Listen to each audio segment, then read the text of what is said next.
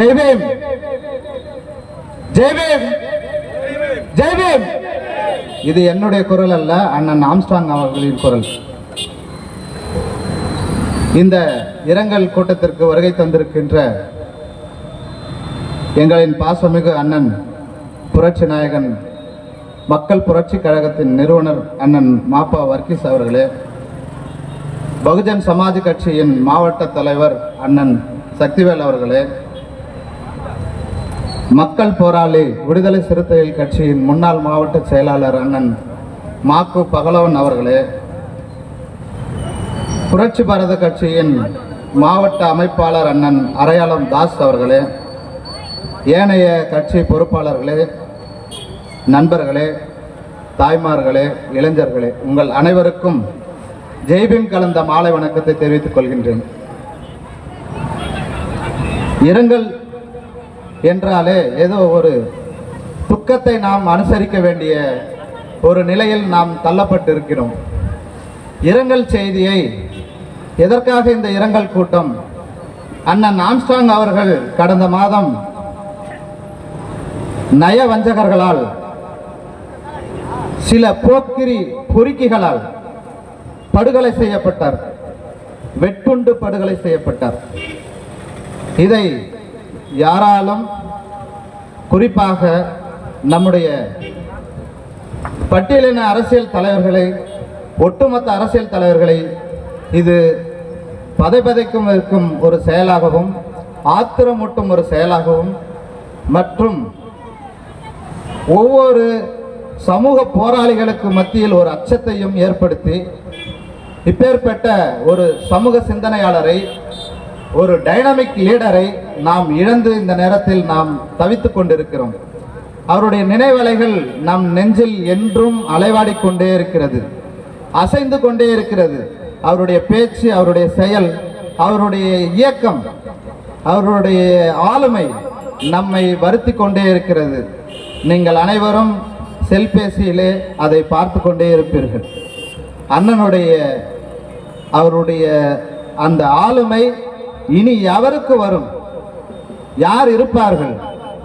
சென்னை, தமிழ்நாடு அப்படி என்றால் நம்முடைய பட்டியலின தலைவர்கள் மத்தியிலே அண்ணனைத்தான் முதன்மையாக ஞாபகம் வரும்.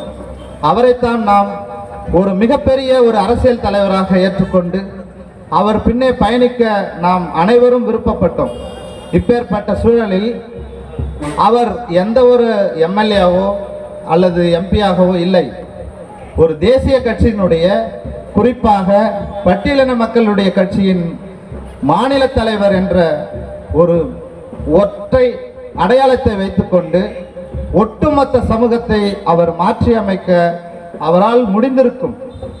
ஆனால் துரதிர்ஷ்டவசமாக நாம் அவரை இழந்து நிற்கின்றோம்.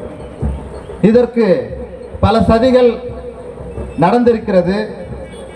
முக்கிய அரசியல் கட்சிகள், முக்கிய பொறுப்பாளர்கள், ஏனைய மற்ற அனைவரும் இதில் சம்பந்தப்பட்டிருக்கிறார்கள் என்று காவல்துறை சொன்னாலும், இது முழுக்க முழுக்க தலித் அரசியலை, பட்டியலின அரசியலை ஒடுக்குவதற்கான செயல். அவர்கள் தலைமையை ஒடுக்க வேண்டும், நசுக்க வேண்டும், அவர்கள் ஆளுமையை வெட்டி வேரோடு வீழ்த்த வேண்டும் என்ற ஒரு நயவஞ்சக சூழ்ச்சி என்பதை நாம் அனைவரும் மறந்துவிடக்கூடாது. அண்ணனை இழந்து நாம் தவித்துக் கொண்டிருந்தாலும் அவருடைய சொல், செயல், திறன் அனைத்தையும் நாம் உள்வாங்கிக் கொண்டு அவருடைய பேச்சிலும் அவருடைய ஆளுமையிலும் நாம் அவரை பின்பற்றி அவர் போன்ற அவர் எண்ணத்தை ஈடு செய்ய வேண்டும்.